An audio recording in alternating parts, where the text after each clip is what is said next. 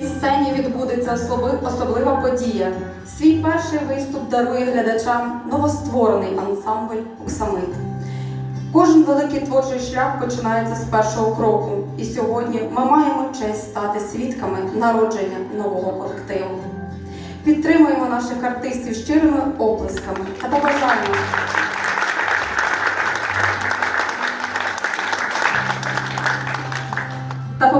їм натхнення, творчих успіхів і вдячних глядачів. Зустрічайте ансамбль «Оксамит». Музичний керівник Микола Шаповал,